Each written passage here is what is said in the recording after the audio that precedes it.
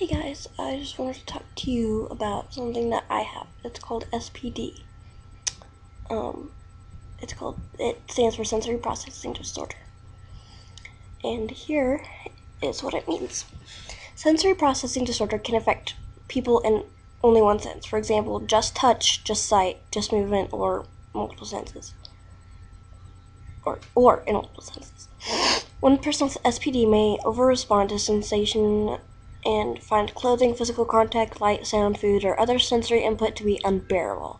In my case, it is wind chimes, like anything that moves, as in like that you can't control its movement, really, like wind chimes. Anything hanging, like yoga balls. If it's just like rolling around, I can't stand it. Being in the car for too long just makes me go crazy. Loud music too. Another might under-respond and show little or no reaction to stimulation, even pain or extreme hot and cold. In children whose sensory processing of messages from the muscles and joints is impaired, posture and motor skills can be affected. These are the floppy babies who worry new parents and the kids who get called klutz and spaz on the playground. And I get called spaz. Still, other children exhibit an appetite for sensation that is in perpetual overdrive. These kids are often misdiagnosed and inappropriately medicated for ADHD. Now, I do have ADHD, but because I was diagnosed with it and SPD. Sensory processing disorder is commonly diagnosed in children, but people who reach adulthood without treatment also experience symptoms and continue to be affected by their inability to accurately and appropriately interpret sensory messages. Let's see.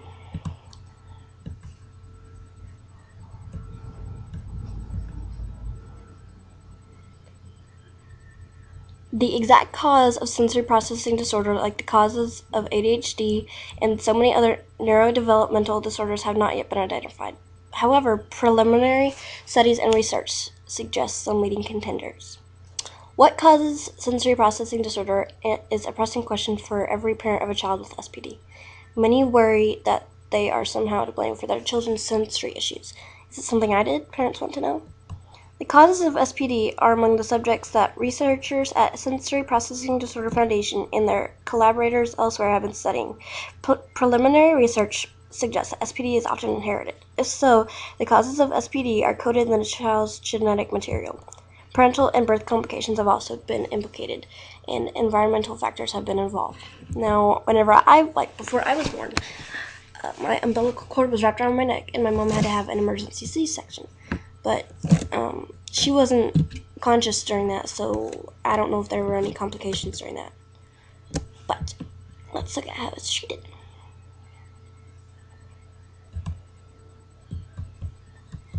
Most children with SPD are just as intelligent as their peers.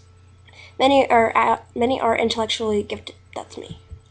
Their brains are simply wired differently. That's what everybody says. Well, that's what my mom says about me.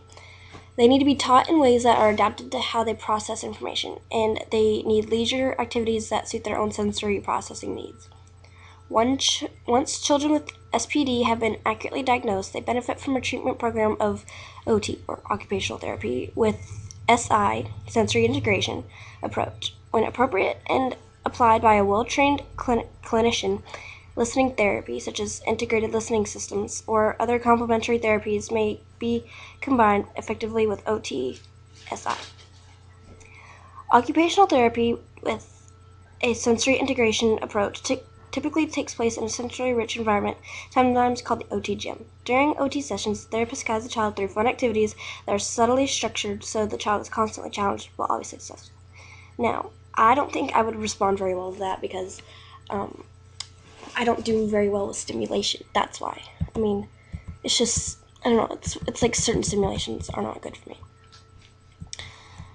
Okay. If I'm boring you to death, I am so sorry. But I just really wanted to talk to you. What sensory disorder looks like. What sensory processing disorder looks like. I've already showed you that.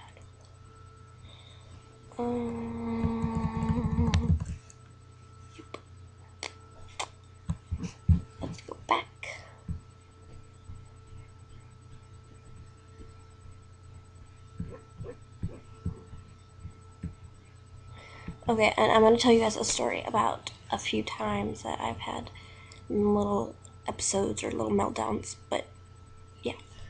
Well, I take medicine in the morning for my, like, to control my ADHD, or sorry, not to control my ADHD, but to control my SPD.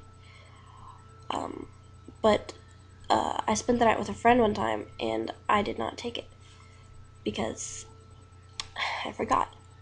But we went ice skating that day, and spinning is one of those things that makes me just kind of get into that SPD mode. But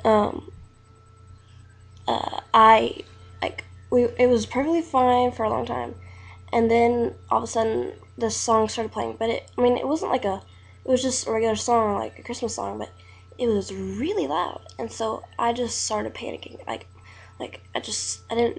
just was like, oh my gosh, what's going on? So immediately I just got out of the rink, and I went over to the man, and I was like, can you please turn it down? And I was like shaking. I was so terrified. I'm sorry, that was my phone. But it's just crazy. But I don't know. It was insane. But like he was like, why? And I was like, because it's just really loud. And keep in mind, this whole time I was just standing there. I'm like, can you please turn the music down? But it was crazy. And so then, he was like, and I was like, whatever. And so I walked over to my place where my shoes were, and I was frantically trying to get them on and my ice skates off because my ice skates were really tight, and I had to get them off because I had to just get out of there. Because if not, I would have like a meltdown right there in the middle of the ice rink. So I got my shoes on and I ran as fast as I could towards the bathroom. But the whole time that song was just stuck in my head. And then I looked over and we had this big like water wheel thing, and I was like, gosh. And so I kept running, and then like I could hear the music downtown at one of our local music places, and I was like, oh my gosh, and it was insane. And so as soon as I got into the bathroom, I was just like crying, and I was like hyperventilating. It was so scary. And then my friend rushed in, and yeah, and okay, I was freaking out so bad. So I called my mom immediately, and I asked her to come pick me up, and she said that she would, and she was very calm. And I had to go back, like around where the water wheel was, because she couldn't pick me up over where I was because there was no road. So so I walked past the ice skating rink and the water wheel, and I just didn't look at them. But then I went over. You have to go through the playground to get to the road, and on the playground everything's fine except for they have this one thing. It's a tire swing, and some kid was swinging on it, and they got off, and it was just like swinging back and forth. And so I looked, and my eyes got this big, and I was about to flip out right then and there. And I saw my mom pull up, and I almost didn't even wait for her to stop the car to get in, and I slammed the door shut, and as soon as I did, I started literally screaming and having a total fit because I don't know, I really couldn't help it. But it was so scary. I felt like I was about to die. I felt like there was no other way out but to kill myself. Now, the only reason that I did that is because I wasn't thinking clearly. I didn't take my medicine, and I couldn't find any other way to just calm down. But that is never the answer, let me tell you. And I did not, well, obviously. But I just had to learn to cope with it, to always remember to take my medicine, and I'd be fine. But the next day, my friend invited me to go downtown to go shopping for a Christmas ornament exchange party.